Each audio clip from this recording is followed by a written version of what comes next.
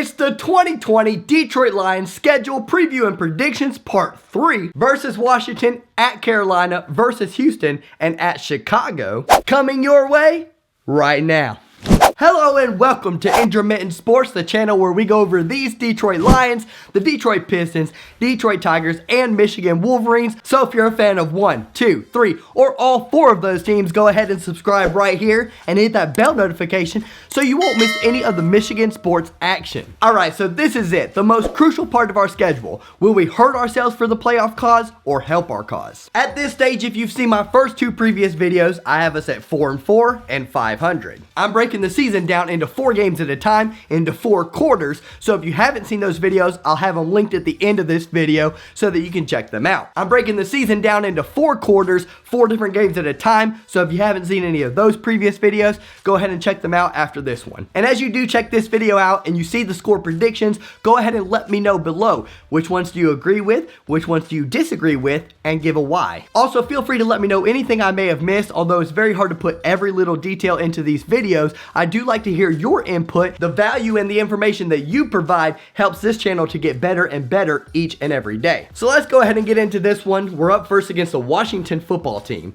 That's weird to say. Terry McLaurin, Kelvin Harmon, and Trey Quinn make up the receiving core for this Washington team. Not a particularly stout group to say the least, and leaving much to be desired. McLaurin, though, did have a lot of yards last year with 919 off of 58 receptions, and he had 7 touchdowns. That shows that he has great ability down the field, which we know as Michigan Wolverines fans. He was 12th in the NFL last season in that category, averaging 15.8 yards per catch. Also, if you're a Michigan fan, throwing to him will be an ex-nemesis of ours in Dwayne Haskins. Haskins apparently likes the number 7, as in his 7 starts last season, he had 7 touchdowns and 7 interceptions. He had just a 58.6% completion percentage and averaged just 151.7 yards passing per game. I have to admit, for the New York Football Giants, I was a big proponent in them taking Dwayne Haskins over Daniel Jones, but so far, Daniel Jones has proven the New York Giants right as being the better pick. Now Haskins has plenty of time to make up for this and add validity to my claim and to the claim of a lot of others, but he's not doing it so far. Detroit and Washington did meet up last year, but that was without Stafford if you're a Lions fan. We lost 19-16 at their place. Haskins went just 13 for 29 for 156 yards, 0 touchdowns, and 1 interception, so right on line with the bad productivity that he had all year. He did run 3 times for 28 yards though, that's okay. Their number 1 receiver, McLaurin, was their leading receiver in that game. He had 5 catches for 72 yards. Detroit was very stingy against the run outside of the 9.3 yards per carry that Haskins had, holding Darius Geist to 10 carries for 32 yards and Adrian Peterson to 10 carries for 27 yards. So 3.2 per and 2.7 per. Very good job by Detroit there. Peterson is the presumed starter once again for this Washington football team. Last season he had just 211 carries for 898 yards, 5 touchdowns, and only 4.3 yards per carry. He wasn't at his best. Where I'm getting at here is that Washington's offense last year was not exactly stellar, and they went defense with their number 2 overall pick in Chase Young. Now, the addition of Chase Young could be a big one. He's primarily known as a pass rusher, but his run stopping ability is very underrated. Pair him on that defense with Montez Sweat, Deron Payne, and Jonathan Allen, and I fully expect Washington to do a much better job standing their ground here in 2020. But they are experienced, with that being the nice term, at the linebacking corps. They have 32-year-old Ryan Kerrigan and 37-year-old Thomas Davis. If you didn't catch my drift there, yes, I'm saying those are excellent players, but they're getting up there in the age category. Can they get corner to corner the way they used to? You've got Fabian Moreau and Kendall Fuller at the cornerback slots, Sean Davis at free safety, and Landon Collins at strong safety. In last year's contest, Washington picked off Jeff Driscoll 3 times and only gave up 207 yards by air. They gave up 175 on the ground, but as I said, I expect them to be better in that category here in 2020. But as you may know, Matt Stafford is no Jeff Driscoll, so I think he's going to have a lot of success in this one. He's going to help open up the run game. We're going to win this game comfortably, 33-20. Let's get to the next one. So we're 5-4 heading into a game at Carolina in Charlotte, and I'm just going to go ahead and say it. There will be a lot of important games here in 2020, but this might be one of the most important, if not the most important game. I know. They're not a divisional foe. However, at 5-4, this could be make and break for us. Go to 6-4, and we have a good chance of making the playoffs still. Fall to 5-5, and that would mean we would have to win 5 of our next 6 games. That'll be difficult. For those of you not understanding the math on that, that means yes, I think we need to be 10-6 in order to make the playoffs this year. The NFC appears to be stacked. So of course, the big news out of Charlotte this year is that Cam Newton is no longer a Panther. He's now a Patriot after Tom Brady moved to Tampa Bay. Somehow in 2020, with all that's going on, that doesn't seem that weird to say. Tom Brady is a Buck, Cam Newton is a Patriot. See there, guys? We did it. Taking Cam Newton's place will be Teddy Bridgewater at that quarterback position. Teddy's MO before this past year was that he turned the ball over just a little bit too much. This last year, he had 9 touchdowns to 2 interceptions, took better care of the football. Still though, we can't forget those first 4 seasons. His first season at Minnesota, he threw 14 touchdowns, but 12 interceptions. In year 2, he was 14-9. In year 3, he was 0-1. And in year 4, he was 1-1. So limited action, but he definitely couldn't get the touchdowns up and the interceptions down. Aside from going 9-2 last season and improving in that category, he also improved in the completion percentage category, going 67.9%. He's really kind of known as a methodical quarterback, so his numbers aren't really indicative of his style. It'll be interesting to see if he really did improve in that category or if New Orleans offense helped him out in a major way, because obviously it's pretty good and a lot of quarterbacks can be successful under that system. Luckily for him, he has a lot of help there in Carolina as well. Maybe not New Orleans type help, but definitely not far off. He has who many are calling the best running back in the game today in Christian McCaffrey. I personally am not saying that. I would put Saquon at 1,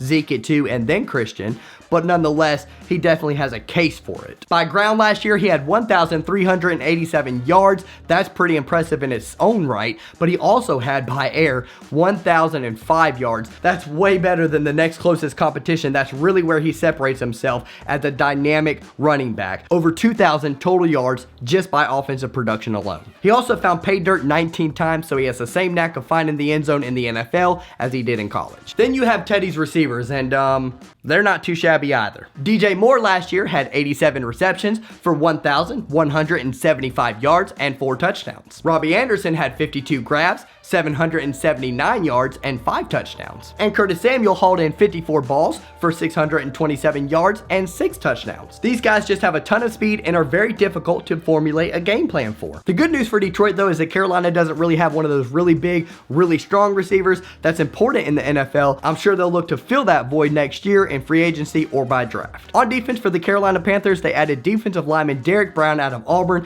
to fill a huge void as well. He'll be on that line with pass rusher Brian Burns. And then you got the linebacking core of Shaq Thompson and Tahir Whitehead, who we know. Also notable is Eli Apple at the cornerback position. This Carolina Panthers defense was 31st in the NFL a year ago. They were 13th against the pass and 29th against the run, so we know what we want to do here. Yes, they got Derek Brown. In fact, they loaded up that defense in general, which we'll discuss here shortly, but still, that seems to be their weakness. To put it into perspective, they gave up 143.5 yards per game by ground. That's a lot of yards. That's a lot of opportunity. Good chance here to let loose that 3-headed SEC monster and Kerryon Johnson, DeAndre Swift, and Bo Scarborough. I gotta be honest, my initial thought before I reviewed this game was to give us a loss here, as we're not exactly excellent on the road. That Carolina offense is obviously nothing to scoff at, and to be honest, I thought that defense, even without Luke Kuechly, was a lot better than it was a year ago. Now, as I was alluding to earlier, the Carolina Panthers used all 7 of their draft picks on the defensive side of the ball, so kudos to them for seeing a problem and addressing the problem. Furthermore, CBS Sports ranks all 7 of those draft picks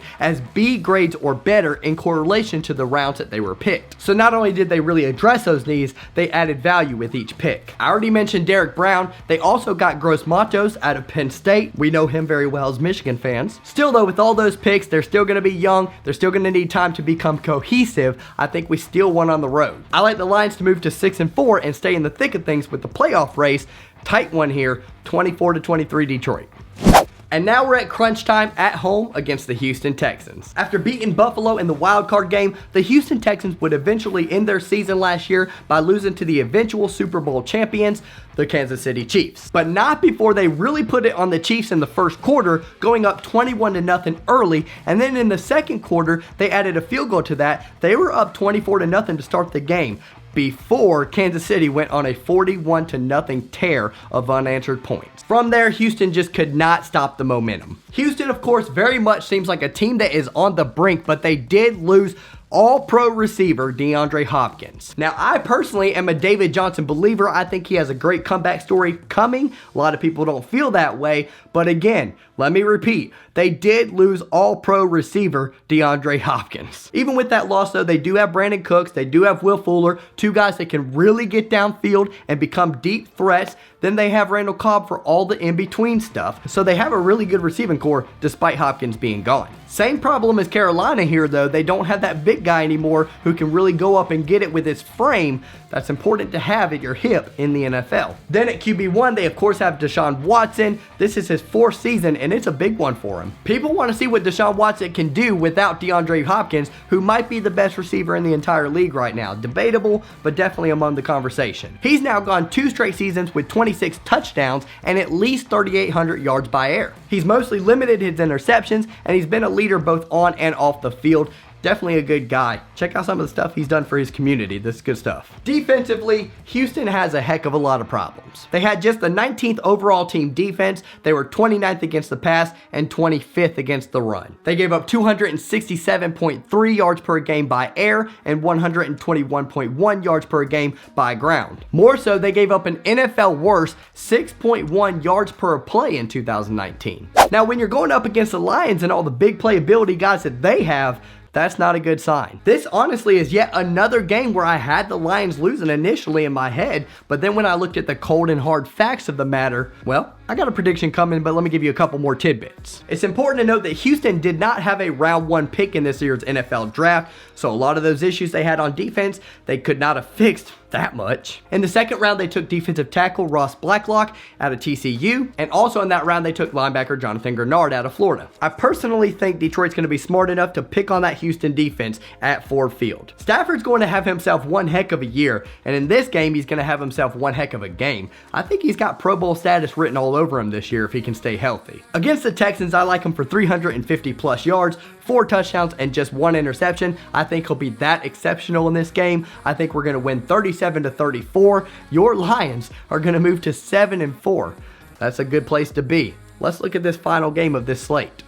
And that final game is at the Chicago Bears. Now, I've already gone over Chicago thoroughly in a previous video in our first 4-game slate, so go ahead and check that video out. And more importantly, I previewed just them because it's our first game of the season, so I have that one ready and on my playlist already. And in that first game, I have us winning, but that one's at home and this one is on the road at Soldier Field. Can we get the job done there? Short synopsis of that video is Chicago's defense is very, very good and their offense is very, very bad. It will, of course, be harder to get the job done at Chicago than it is at Detroit, but I think we're going to get it done. Not only do I think that, I think we need that. We have got to win these 2 divisional games against the Chicago Bears because wins against the Green Bay Packers or Minnesota Vikings aren't as obvious or possible. We could very well drop all 4 against those 2 teams. So we need to take care of this Chicago Bears team both times, as I believe we are the better football team. In fact, I think it's quite laughable that a lot of analysts have us finishing behind Chicago in the NFC North. So we need this game. We need to prove me right. After this game, we are versus Green Bay, at Tennessee, versus Tampa Bay with Tom Brady, and versus Minnesota. That last 4-game slate is very hard to get through. We're going to have to go to 8-4 to even have a chance. And again, I said, we got to go 10-6 to make the playoffs. So that means we have to go 2-2 even if we are 8-4 at this point in time. 3 of those last 4 games are at home, so that bodes well for us, but can we actually get the job done? Hey, you're going to have to find out. That video is coming out soon. As for this one, I think the score will be Detroit 24, Chicago 21.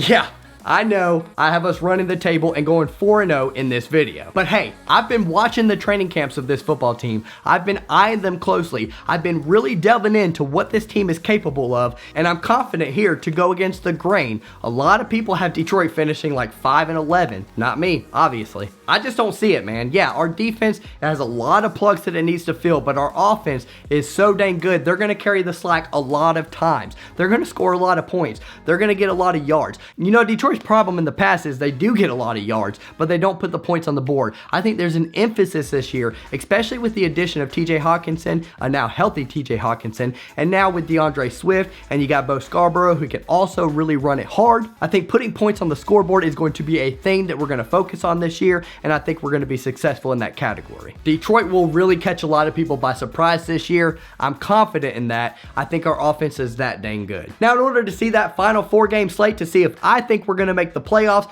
you're going to need to subscribe right here. Hit that bell notification so you can be aware when that video comes out. And hey, if you like this video, drop a like, please. Every little bit helps, and we appreciate it greatly. Here on Intermittent Sports, we have coverage just like this. We're going to have funny lines videos. We're going to commentate the games live. Go ahead and join us on Sundays. We'd love to have you. You can watch the game and listen to us at the same time. It'll be excellent and a lot of fun. We're going to try in the future, when we have a lot of subscribers, like 1,000 or so, to have a podcast on Fridays, a live call-in show. We really want to get the community involved. Think it'll be a lot of fun. But for now, it's just baby steps, man. One video at a time, one subscriber at a time. I appreciate you guys watching today. God bless, and go Lions.